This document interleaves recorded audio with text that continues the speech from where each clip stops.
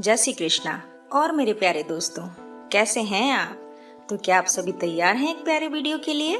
आज के इस वीडियो में हम बात करेंगे अमरनाथ गुफा में हिमलिंग स्थापित होने की पौराणिक कथा। दोस्तों, वीडियो यदि आपको अच्छा लगे तो वीडियो को लाइक करें, दोस्तों के साथ शेयर करें और हमारे इस YouTube चैनल को सब्सक्राइब जरूर करें एवं वीडियो के नीचे कमेंट्स बॉक्स में जय श्री कृष्णा अवश्य लिखें। तो चलिए बात करते हैं अमरनाथ गुफा में हिमलिंग स्थापित होने की पौराणिक कथा। अमरनाथ गुफा में भगवान शिव ने माता पार्वती को अमृत प्रवचन दिए थे, जिसे कबूतरों के जोड़ों ने भी सुन लिया था, जिसे सुनकर वे भी अमर हो गए। कहते हैं आज भी वे कबूतर आपको अमरनाथ की गुफा के आसपास नजर आ जाएंगे, हालांकि उनके दर्शन दुर्लभ ही होते हैं।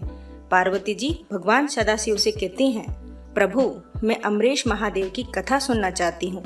मैं यह भी जानना चाहती हूँ कि महादेव गुफा में स्थित होकर अमरीश क्यों और कैसे कहलाए। सदाशिव भोलेनाथ बोले, देवी आदि काल में ब्रह्मा, प्रकृति, स्थावर, जंगल, संसार की उत्पत्ति हुई। इस क्रमानुसार देवता, ऋषि, पितर, गंधर्व, राक्षस, सर्प, यज्ञ, भूतगण, कुष्मांड, भैरव, गीदड़, दानव आदि की उत्पत्ति हुई। इस प्रकार नए प्रकार के भूतों की सृष्टि हुई, परंतु इंद्रादि देवता सहित सभी मृत्यु के वश में थे।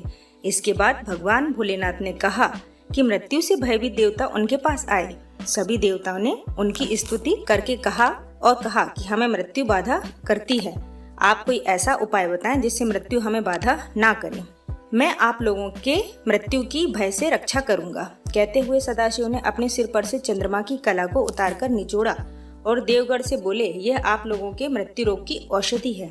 उस चंद्रकला के निचोड़ने से पवित्र अमृत की धारा बह निकली और वही धारा बाद में अमरावती नदी के नाम से विख्यात हुई।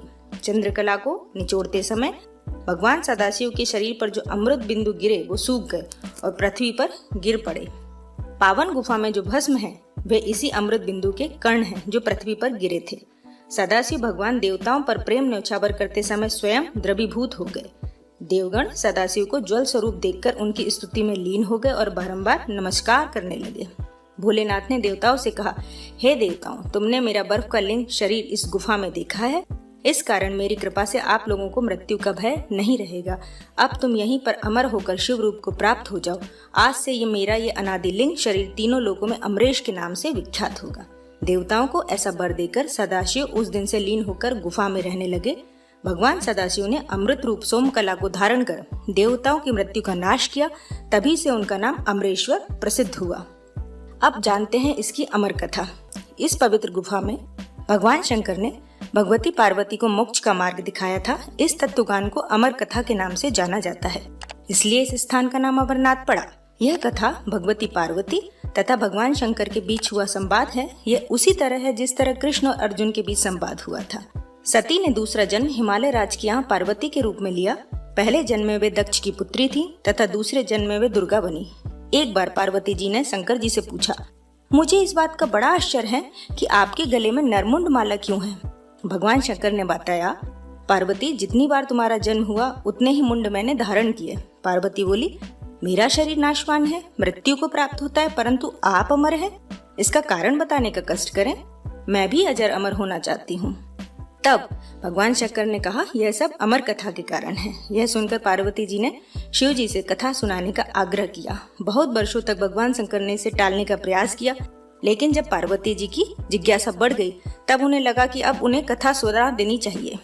अब सवाल यह था कि अमर कथा सुनाते वक्त कोई अन्य जीव इस कथा को ना सुने, इसलिए भगवान शंकर 5 तत्वों पृथ्वी, जल, वायु, आकाश और अग्नि का परित्याग करके इन पर्वतमालाओं में पहुंच गए और अमरनाथ गुफा में भगवती पार्वती जी को अमर कथा सुनाने लगे। धनबाड़ी में उन्होंने अपनी जटा से चंद्रमा को मुक्त किया। शेषनाग नामक झील पर पहुंचकर उन्होंने अपने गले से सर्पों को भी उतार दिया। प्रिय पुत्र श्री गणेश जी को भी उन्होंने महागुनस पर्वत पर छोड़ देने का निश्चय किया। फिर पंचरणी पहुंचकर शिव जी ने 5 तत्वों का परित्याग किया। सब कुछ छोड़कर अंत में भगवान शिव ने इस अमरनाथ गुफा में प्रवेश किया और पार्वती जी को अमरनाथ कथा सुनाने लगे। शुकदेव, जब भगवान शंकर इस अमृत ज्ञान को भगवती पार्वती को सुना रहे थे तो वहाँ एक शुक मतलब हरा कटफोड़वा या हरी कंठी वाला तोता का बच्चा भी ये ज्ञान सुन रहा था। पार्वती जी कथा सुनने के बीच बीच में हुंकारा भरती थी। पार्वती जी को कथा सुनते सुनते नींद आ गई और उनकी जगह पर वहाँ बैठे एक शुक ने हुंकारे भरना प्रारंभ कर दिया। जब भगवान शिव को ये बात ज्ञात हुई तब वे शुक को मारने के लिए दौड़े और उसके पीछे अपना त्रिशूल छोड़ा। शुक जान बचाने के लिए तीनों लोकों में भागता रहा। भागते भागते वह व्यास जी के आश्रम में आया और सूक्ष्म रूप बनाकर उनकी पत्नी वाटिका के मुख में घुस गया। वह उनके गर्भ में रह गया। ऐसा कहा जाता है कि ये 12 वर्ष तक गर्भ के बाहर ही नहीं निकले। तब भगवान श्री कृष्ण ने स्वयं आकर उन्हें आश्वासन दिया कि बाहर निकलने पर तुम्हारे ऊपर माया का प्रभाव नहीं पड़ेगा। तभी ये गर्भ से बाहर निकले और व्यास जी के पुत्र कहलाए। गर्भ में ही उन्हें वेद, उपनिषद, दर्शन और पुराण आदि का सम्यक ज्ञान हो गया था। जन्मते ही श्री कृष्ण और अपने माता पिता को प्रणाम करके उन्होंने तपस्या के लिए जंगल की राह ली। यही जगत में शुकदेव मुनि के नाम से प्रसिद्ध हुए। पवित्र युगल कबूतर। श्री कमलनाथ की यात्रा के साथ ही कबूतरों की कथा भी जुड़ी हुई है। इस कथा के अनुसार एक समय महादेव संध्या के समय नृत्य कर रहे थे कि भगवान शिव के गण आपस में ईर्ष्या के कारण कुरु कुरु शब्द करने लगे। महादेव ने उनको शाप दे दिया कि तुम दीर्घ काल तक यह शब्द कुरु कुरु करते रहो। तदुपरांत वह रुद्र रूपी गण उसी समय कबूतर हो गए और वही उनका स्थायी निवास हो गया। माना जाता है कि यात्रा के दौरान पावन अमरनाथ गुफा में इन्हीं दोनों कबूतरों के भी दर्शन होते हैं। यह आश्चर्य की बात है कि जहां ऑक्सीजन की मात्रा नहीं के बराबर है और जहां दूर दूर तक खाने पीने का कोई साधन नहीं है, वहां ये कबूतर किस तरह रहते होंगे। यहाँ कबूतरों के दर्शन करना शिव और पार्वती के दर्शन करने जैसा ही माना जाता है। तो आज के लिए बस इतना ही। उम्मीद है आपसे फिर मिलेंगे एक नए वीडियो के साथ। टेक केयर, ध्यान रखें, सुरक्षित रहें। जय श्री कृष्णा।